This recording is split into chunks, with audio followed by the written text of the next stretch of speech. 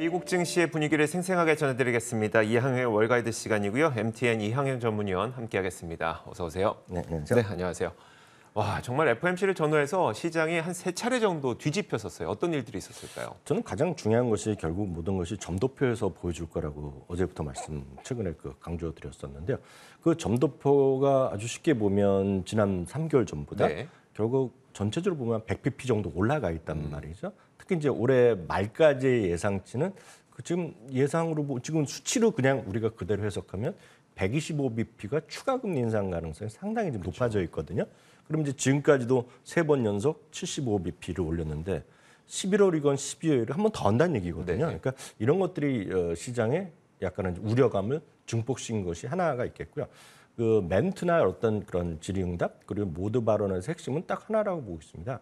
아직 갈 길이 멀다는 거거든요. 그리고 지난번에 잭슨홀 미팅에서의 자기네 생각 전혀 변한 게 없다라는 거. 그러니까 그런 공격적인 스탠스, 공격적인 발언, 상당히 모든 어떤 제롬 파월 의장의 얘기는 좀 더 계산된 거 아닙니까? 네네. 그 지난 한 3주 전과 지금 상황이 하나도 바뀐 것이 없고 아직 갈 길이 멀다라는 것에 모든 것이 좀 설명돼 있다라고 보고 있고요. 그러다 보니 올해 들어서 그나마 연준 회의가 열린 날은 등락이 있었지만 한 번도 빼놓지 않고 올랐었어요. 그렇지만 그 3일 보면 이제 플러스 마이너스가 있었기 때문에 우리가 판단하기 쉽지 않다고 말씀드렸는데 오늘 아쉽게도 오늘도 떨어졌고요. 아마 이런 추세를 공격적 발언이 계속 이어졌고 오히려 연말까지 금리 인상이 대부분이 지금 50bp 2번 정도로 얘기를 했었거든요. 근데 지금 조금 더 올라갈 수 있기 때문에 조금 더 지금 시장의 변동성 불가피하지 않은 생각은 좀 먼저 말씀드리겠고요. 섹터별로 보면 어느 11개 섹터가 모두 내렸습니다. 커뮤니케이션, 이민소비재, 기술주, 금융주 할 것 없이 다 내린 하루다고 일단 이해하셔야 되겠고요. 그나마 필수 소비재 정도만이 시장에서 그나마 약간은 선방했지만 이것도 예외 없이 오늘 떨어진 하루가 되겠습니다.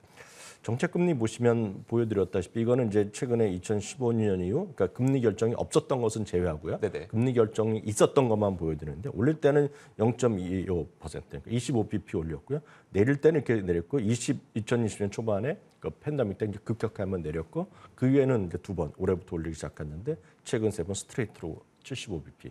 말씀드렸던 대로 11월에도 75bp 가능성이 커져 있죠. 아니면 이제 12월 달이라는 건데요. 그런 것들에 대한 걱정거리가 있는 거죠.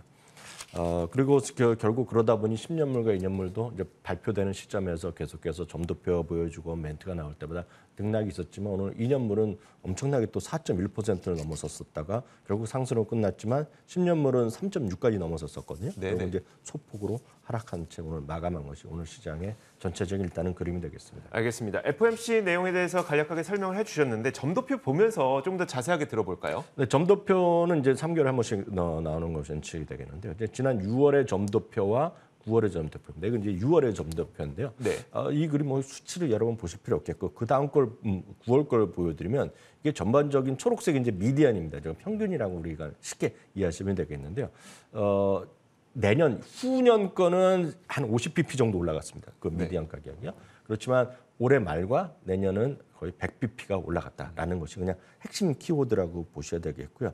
그래서 그 2020년 올해 말 평균을 보면 미디안을 정확히 불러드리면 4.375니까 거의 4.4%라고 보시면 되겠고요.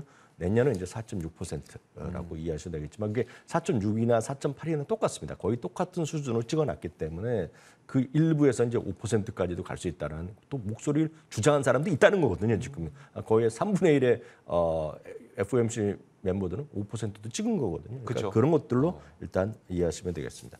정책금리와 최근의 시장 그리고 그걸 한번 보여드리겠는데 이거는 이제 최근에 한 달 전거야. 정책금리에 대한 이거는 뭐로 하는 거냐면 이거는 파생 상품을 통해서 정책금리의 익스펙티드 그러니까 기대의 인플레이션을 찍는 겁니다. 이거 수학적으로 찍는 거거든요. 근데 이거는 이제 한 달 전과 일주일 전 그리고 바로 엊그제 그리고 오늘 아침 그러니까 그 발표하기 전이요. 그러니까 미국 시간은 수요일 날 2시, 3시에 발표됐기 때문에 그 전에 직전과 발표 직후에 어떤 양 올라가는 것인데요. 전체적으로 제일 파란 거가 이제 오늘 발표 이후인데요. 한마디로 보면 2023년, 2024년까지 계속 올라갔다는 거죠. 그러니까 그게 바로 오늘 시장의 흐름이다라고 일단 간단하게 이해하시면 되겠고요. 그 밖에 오늘 연준 의장이 했던 말 그리고 그런 내용을 보면 저는 4-5가지로 정리할 수 있다고 보고 있습니다. 리세션 진입 가능성은 이제 많은 분들이 궁금해 여기는데 이제 물어볼 필요가 없어 보입니다. 본인도 알 수가 없다. 알 수 없다. 다만 연착륙의 가능성은 상당히 좀 약해졌다는 것을 강력히 시사했다라고 보셔야 되겠고요. 또 하나 이제 상품 가격은 약간 피크를 친 것으로 이해한다는 정도로 얘기했다라는 정도가 있습니다. 다만 전체적인 인플레이션 하락은 조금씩 3개월째 하락했지만 너무 늦다라는 네. 표현을 썼고요. 앞으로도 연준의 역할은 적극적인 역할을 계속한다. 이거는 2%에 대한 인플레이션 목표치거든요. 그러니까 계속하겠다는 얘기가 되겠고요. 이제 실업률이 일수가 될 텐데요. 실업률이 3.7이 예상이었었는데요. 지금 현재는 3.7인데 내년 말까지 4.7%까지 올라갈 수 있다는 얘기입니다. 그러면 시장 영향이 어땠느냐? 뭐 주식시장은 말할 것도 없겠고요. 미국 달러는 20년 만에 최고치를 오늘 찍었었습니다. 그러니까 111포인트를 넘어서는 모습 보여줬습니다. 그러니까 2002년이니까 2002년이면 그래서 월드컵 때 그때 월드컵 6월 그러니까 딱 그때 월드컵 네네. 때가 뭐 5월 6월 아니었습니까?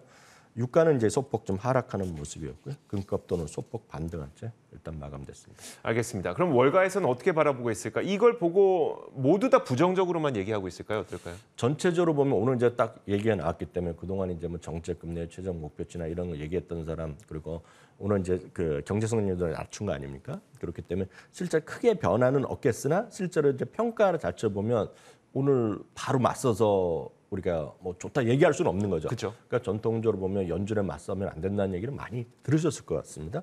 파이퍼 샌들러의 글로벌 리서치 헤드는 이런 얘기를 하고 있습니다.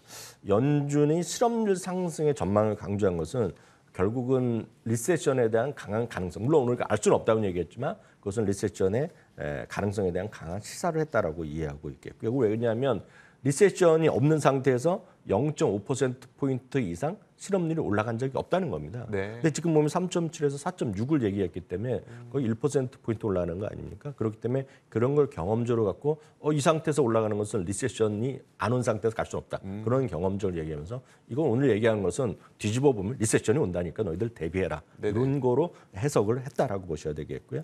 RSM 수석 이코노미스트는 인플레이션은 2%는 뭐 이건 매번 교과서적인 얘기고 오늘도 강조했는데 인플레이션의 2%를 맞추기 위해서는 실업률을 6% 이상 올라갈 것이다.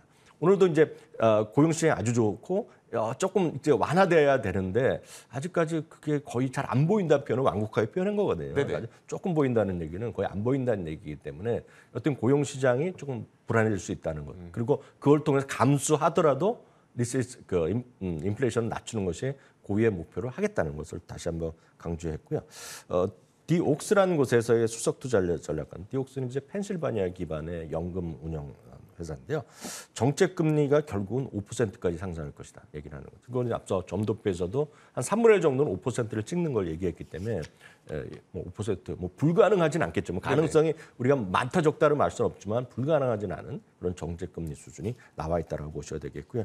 도이치방크는 이제 2023년 1분기에 결국 4.9%까지 정책 금리가 올라갈 것이다 얘기를 하고 있고요. 다만 도이치방크는 지금 미국 시장에 대해서 가장 안 좋게 보는 것 중에 하나니까 너무 크게 우려할 필요는 없지만 오늘의 결론은 결국은 제가 봤을 때는 말씀드렸다시피 올해 75bp의 금리 인상 한 번 더 있을 것이다. 그것을 오늘 강력히 시사했다는 것이 저는 핵심 키워드다라고 저는 이해하고 있습니다. 알겠습니다. 자, 그러다 보니까 사실 시장을 너무 낙관적으로 바라볼 수 없는 상황이 계속 이어지고 있습니다. 물론 10월에 나올 이 9월 CPI를 봐야 되겠습니다만 아직은 낙관적으로 볼 수 있을 만한 거리를 혹은 재료를 좀 찾지 못하고 있는 상태입니다. 자, 이렇게 지난 밤 사이 미국 시장의 분위기를 생생하게 전해드렸습니다. MTN 이항영 전문위원이었습니다. 고맙습니다. 자, 저희 굿모닝 글로벌이 준비한 소식은 여기까지입니다. 이어지는 출발 성공 투자를 통해서는요, 국내 시장에 대한 대응 전략 잘 세우시길 바라겠습니다. 저희는 내일 같은 시간에 찾아오겠습니다. 함께해 주신 여러분 고맙습니다.